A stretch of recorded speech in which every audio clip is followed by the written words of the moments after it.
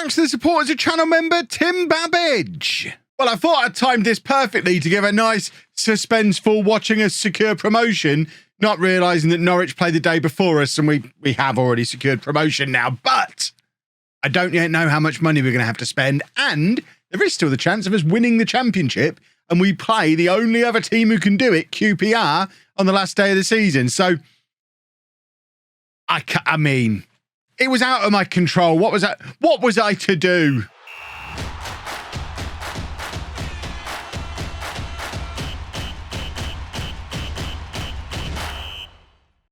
Hello, welcome to Club 2, Part 13 of Non-League to Legend. I'm Kev, and there's your confirmation that Preston have been promoted to the Premier League, and it's all as a result of Blackburn holding Norwich to I love the fact that Blackburn got the job done for us. Blackburn holding Norwich to a 1-1 draw on the Friday night before our game on the Saturday. I thought I'd timed it perfectly. We were 11 points clear with 4 games to go, and I thought, right, this is the match to bring you back for. We should secure promotion here, and then I can show you QPR on the last day where hopefully we'll win the league. But no, Norwich ruining it for everybody. I mean, I'm not complaining too much that we have won promotion. I would now quite like to win the league in these final 4 matches. As you can see, Adam Eder, ever closer to being that 30-goal-a-season striker we thought he would be. Presumably, he is in the Dream 11 at this point. He's not. Absolutely unbelievable that he's not. We've not got a single player in that Dream 11. It's all very broken. This is what's been going on since you were last with me. We've continued in good form. Eder has continued scoring, but I think what we all want to see now is what these budgets are going to be. It's going to be interesting to see. As a newly promoted Premier League team, you'd be thinking 30 or 40 million usually, but we're skint. So, I don't know. I think anything less than 40 million, it's going to be really tough next season. It's going to be really tough next season anyway. But if they try and get us to do it on the cheap, we are coming straight back down. So, all together now, our budget, which of course we'll be spending in tomorrow's transfer video, our budget is probably not big enough, especially the wage budget. I mean, I don't know.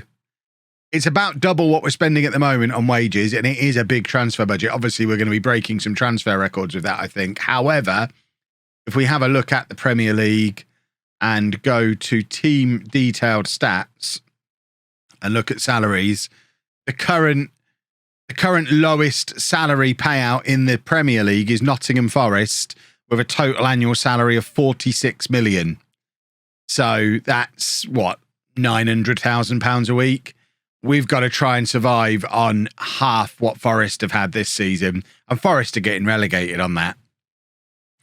It's going to be an interesting one next year, boys and girls. A very, very interesting one. But let's not worry about that for now, because the important thing is we have secured promotion, which is phenomenal stuff. Fantastic result for Preston. We are a Premier League team for the first time in the club's history. Obviously, they have got previous of winning the top division. But I think someone told me a statistic when I first moved to Preston, that they were the only team that ever won the league, who had never played in the Premier League. So 2 times first division winners a long, long time ago. Now with the opportunity to go and add to that tally. I don't think we're going to go up and win the Premier League, but goodness me, we'll try and stay in it and we'll see what happens. But there we go. We didn't get to see it happen in a match. It happened while we were all huddled around the telly cheering Blackburn on as they held Norwich to a draw. And now we'll go and play Leeds, and we'll play QPR on the last day of the season. And hopefully between the two of them, that should be enough for us to secure the title, because that would be the cherry on the cake now. We would love to secure the championship, but we're going to the Premier League. We've got all that money to spend. Oh, this is going to be a messy summer. And this has already begun. This is why I think that wage budget situation is going to be an issue, because Deshaun Bernard is going to be the first of many players who he's going to come to me and ask me for more money now we've been promoted to the Premier League. And the real danger we've got is before we've even made any transfers, just by offering new contracts to the players who've got us here, we're going to use up all that wage budget and leave ourselves with not very much to do. Plus a bunch of players who we might not even want in 3 months' time, once we've seen what's out there as a Premier League club. We might not even want Deshaun Burnett. I mean, I think it's probably a very good chance we probably will want him. He's been one of our standout players, one of the most expensive signings in the club's history. He's probably someone we are going to want to keep around. But there's no guarantees. Let's see what he's. Let's try and talk him out of it. Ben Whiteman, no, he can't talk him out of it. Right, can we just delay this to the end of the season, please? We'll discuss an improved deal for you at the end of the season. There we go. We've managed to push him to the end of the season. I think we're going to get a lot of players come to me with that kind of request, and we need to be very careful not to give everyone a well done, we got promoted pay rise to 30 grand a week and use up all of our budget. I've made that mistake in the past. So this is the team for the Leeds game. Of course, we want to win every game for the rest of the season, give ourselves the best opportunity to try and secure the title.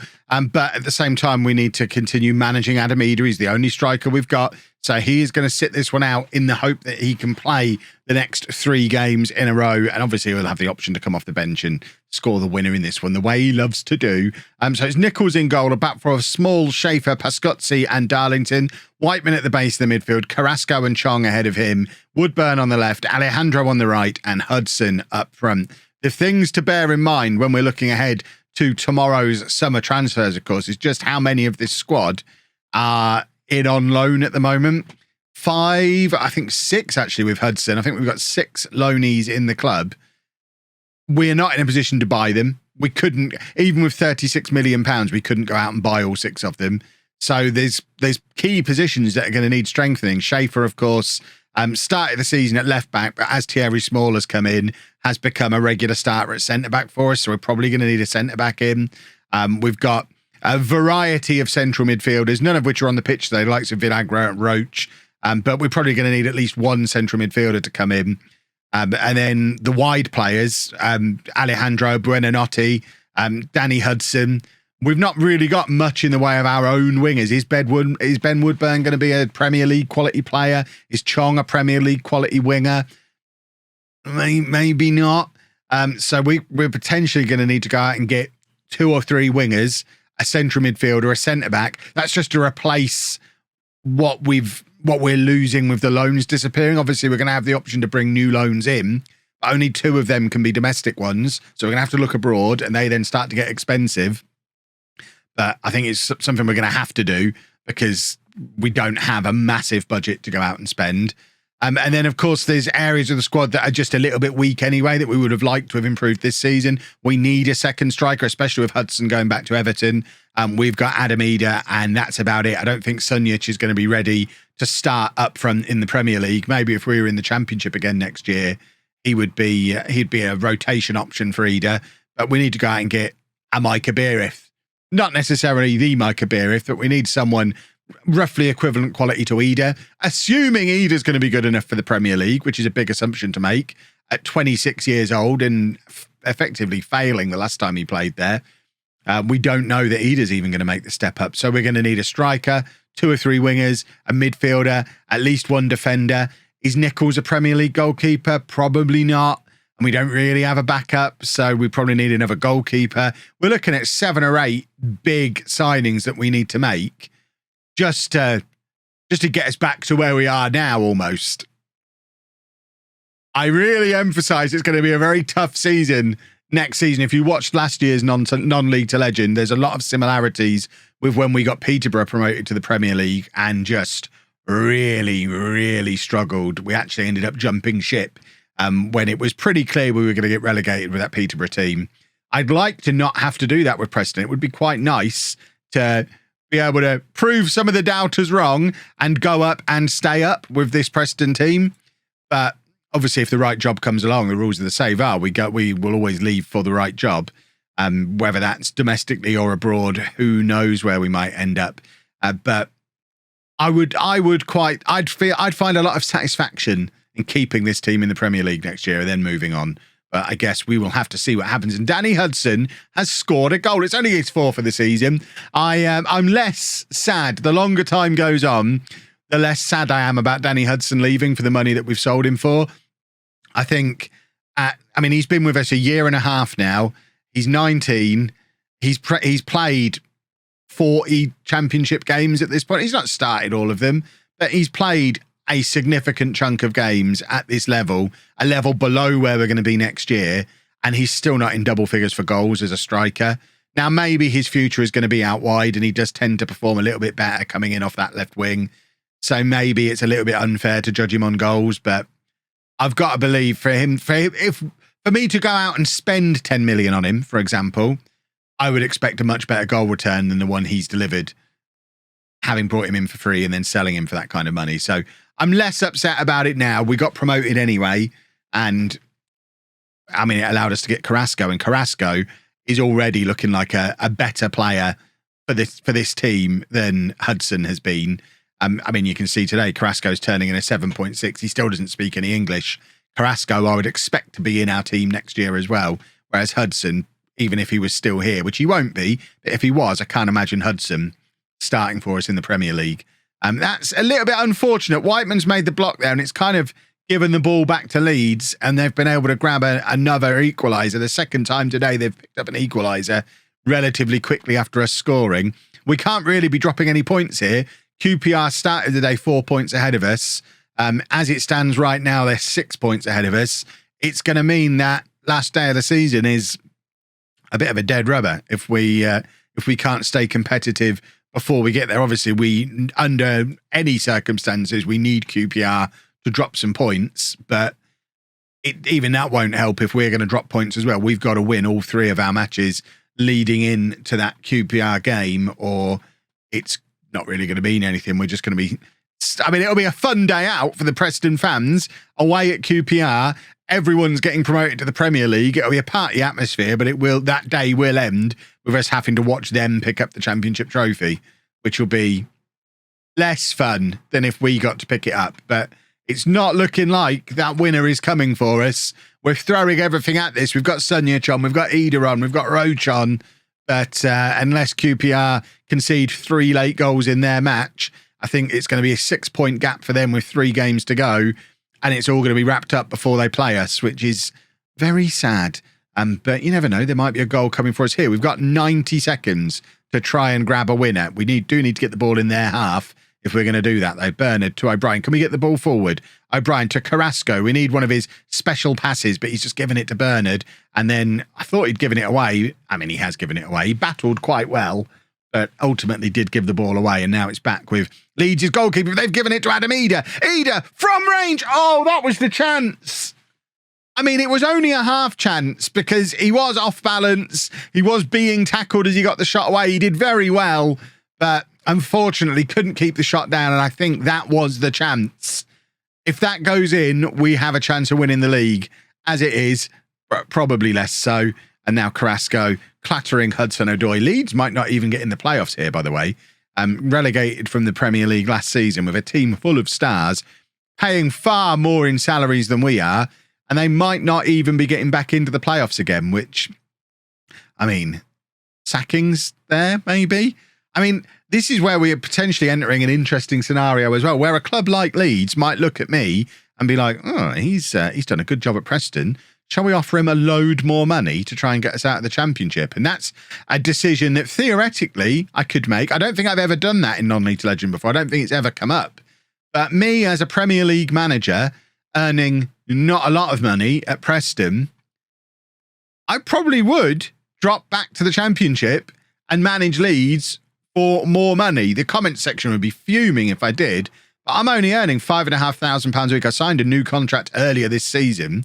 I'm only on £5,500 a week. It's a very low salary for a Championship manager. I mean, if we look at Thomas Frank at Leeds, he's earning £22,500 as Leeds manager. If they come in and offer me that kind of money after they sack him, which presumably they will, I mean, you take it, don't you? There could be twists in this story yet, boys and girls. But now we're going to play a couple of matches off camera. We will be back for QPR on the last day. I suspect it's going to be much sadness and not winning the league. But promotion party down at QPR. What more could you want, eh? Well, despite winning the next couple of games relatively comfortably, QPR are quite good. And there's no way for us to win the league going into this final day of the season. The one thing we can do is prove that Adam Ida was a 30-goal-a-season striker all along. He's on 28. He's not scored since the previous match that you saw. we would like him to grab a couple of goals and end the season as top scorer and best player in the championship. I think that would then be justification for the amount of money we threw at him at the start of the season to get him to stick around. One thing I have been doing, I've not done any player transfers yet, but we have been trying to Premier League up our staff setup. As you can see, in most areas, we have now got the best staff in the division. I think we only added one coach, but we were able to bring 4 new scouts in, and we've set up our scouting early. I say set up, all I've done is gone over here, and because we'd already spent this season's transfer budget, I just moved a little bit of scouting budget. I've moved a little bit of transfer budget into scouting budget so we can get back up and running, scouting the entire world again with our new scouts having come in. And we've also brought in a new physio, and hopefully there's another one on his way as well. Hopefully one more scout coming in as well. So we're trying to get everything set up off the pitch for the best possible chance of staying in the Premier League. I do think the goalkeeping coaching in particular might be problematic. We might need to look at that in the summer, but we're looking pretty good off the pitch. We have also extended the contract of one player and one player only, Simon Darlington, who had been wanting to leave, but came to me about a week ago and said, actually, you know what? I'm happy to stay at the club now. So we have immediately extended his contract. He is our prized asset, and he's on an enormous amount of money for an 18-year-old right back who 18 months ago was playing for Cardiff Met Uni and is now going to be in the Premier League and probably sold for a lot of money at some point as well. So he has a shiny new contract. Nobody else has just yet, because we're being very careful not to throw too much of that new wage budget around. Although, as you can see, the queue is beginning to form. And looking at the queue that is forming, I don't really know how to say to Owen Beck, he probably isn't getting one, because with Thierry Small now our first choice left back, I think Owen Beck is one of those players who's likely to be upgraded on this summer. So we might just string him along, and then he'll probably end up leaving at some point over the course of the summer if he's unhappy about his contract. Bernard and Chong probably both likely to get new deals, because they are pretty important players for us, and attracting interest as well. So we might need to act sooner rather than later with those. But it is the final day of the season. We're away at QPR. Both teams are already promoted. So it's going to be a very unique, unusual party atmosphere. They're probably going to get presented with the trophy after the match and jeer at us for it, and we're not going to care because we're finally going to the promised land as well. So let's just go and have a good time, get a couple of goals for Ida. The ideal thing is we'll go there and win and enjoy that, and they'll get the trophy and enjoy that, and everyone goes home very happy, and we'll meet up again in the bottom 3 of the Premier League next season. So it's Nichols in goal, a back four of Small, Pascozzi, Bernard and Darlington. Whiteman at the base of the midfield, Villagra and White ahead of him, Buonanotte and Alejandro as the wingers, and Ida up front. It's some goodbyes for some of these lone players today. The next match we play after this one is likely to be a very different looking team. 6 lone players pulled out of the squad, and none of them likely to come back. And a few of these other players who aren't really going to cut it in the Premier League are going to be moving on as well. I would suggest the next league game we play after this one, there could be a good 7 or 8 debuts if this transfer window goes the way I think it needs to, for us to have any chance at all of staying up. We'll see, I guess. We'll see how we get on. But most importantly, let's go out there and win a football match today. We want to go and beat QPR and enjoy the last day of the season. There's Darlington, now the second highest player at the club, I think. There might be someone on above 20,000. I think Ida's the only one on really big money, though. Off the top of my head, I can't think who else could be earning more than Darlington at the moment. So he's having a lovely old time as a teenage superstar, who I'm a little bit surprised he's not made his debut for the full Welsh team at this point. I suspect that's probably coming in the near future as well, certainly once he's established as a Premier League player. I have no idea why the game has decided that now is a moment to start lagging and glitching around on the screen. Hopefully that's not going to be something that goes on throughout this match. I'm just going to pause for a moment and make sure there's nothing going on my PC. I'm playing in the same recording session as the earlier bit of the episode when we didn't have that problem. So I guess something's decided to happen on my computer to slow things down, which is always super. Right, we've closed everything that wasn't nailed down, so fingers crossed we should now be running a little bit smoother. Mike, I have a very good computer, by the way. Football Manager really does frustrate me with this lack of optimization that it seems to have. I would say my PC specs are down in the description if you want to go and have a little look. But I would suggest my PC has got to be in the top 3%, top 5% of every setup that is playing this game. And I still get these laggy moments from time to time that seem completely inexplicable. I know I'm playing it on the highest graphics settings, but I mean, in the nicest possible way, this is the highest graphics settings of Football Manager. It shouldn't be taxing my PC that can play Red Dead Redemption 2 on super duper graphics settings with no problems at all. I don't see how it should be struggling with this. And in fact, it's not struggling now. We seem okay. So Alejandro playing it forward to Ida. And now Buonanotte on the left-hand side. Let's get it into the path of Ida. He needs 2 goals, remember, to get to 30 to fulfill the prophecy that he is a 30-goal-a-season striker. Otherwise, it makes me look like a fool. We have got a corner. It's going to be White to hit this in-swinger. I think we're aiming at the far post here. We're not kind of in the middle of the goal where it's a winger getting on the end of it. That ever since this update, although we are still quite effective at corners, more often than not, we completely ignore the set-piece instructions, just do our own thing. We've just got a lot of big boys who are good in the air that make us look effective at corners anyway. But why Alejandro's in the area, because he certainly shouldn't be. He should be lurking on the edge of the area. And why we're hitting it to the middle of the goal, where the instruction is near post or far post, I just don't know.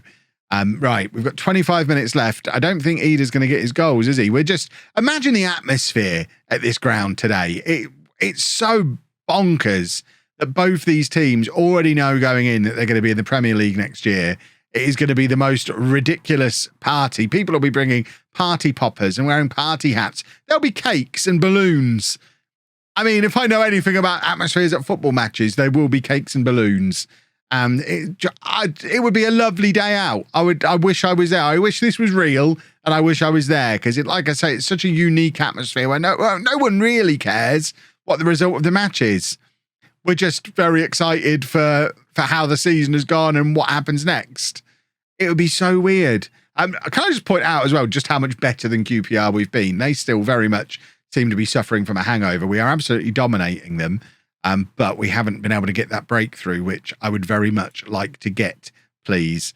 And we'll get Carrasco. We're actually going to get Sunjic on as well here. Get 2 of our young superstars into the fray and see if they're able to conjure something up. The future of this club is very bright. I know we're going to have to bring in a lot of players this summer, but to have Darlington, Carrasco, Sunjic, it's a shame we've not got Hudson anymore as part of that little group of teenage players that we've been able to assemble over the last 18 months. But those 3 between them, they're destined for the Premier League with or without us, and fingers crossed can be the basis that we can build this club on for the next few years. I really, really hope... What is... Glitch time again. I really hope I get the opportunity to keep us in the Premier League. I am loving my time at Preston, but obviously money does talk, and if somebody comes in with a big offer for me, I'm going to find it very difficult to turn down. Right, we're just going to shuffle around and make our final couple of changes. I think a goodbye for Danny Hudson. It does mean Ida's not going to get his goal, but Danny Hudson, it was the first moment of hope that we had in this 18-month spell at Preston when we were able to bring in such a superstar youngster that we found a little gem, and he's made us £10 million in a year. So even if he never fulfilled his potential in a Preston shirt, I think there certainly has to be a nod in his direction to, this wouldn't have happened without Danny Hudson. So I'd like him to go and grab a goal, say goodbye, and then go on and have a lovely old career with Everton. That would be the ideal. Buonanotte with the corner, looking for the far post. It's the header. I think it was Story with the header, but it goes over. And I don't think we're going to grab a goal. So I guess 0-0 is the most appropriate result for the party day that we're having. But we now have to sit through watching QPR lift the trophy. Really, we should be there celebrating with them because we're all very happy. We're not even going to see them do it. They've obviously already done it, or it's yet another example of trophies never being lifted in my saves, despite everybody telling me that it does happen in their saves.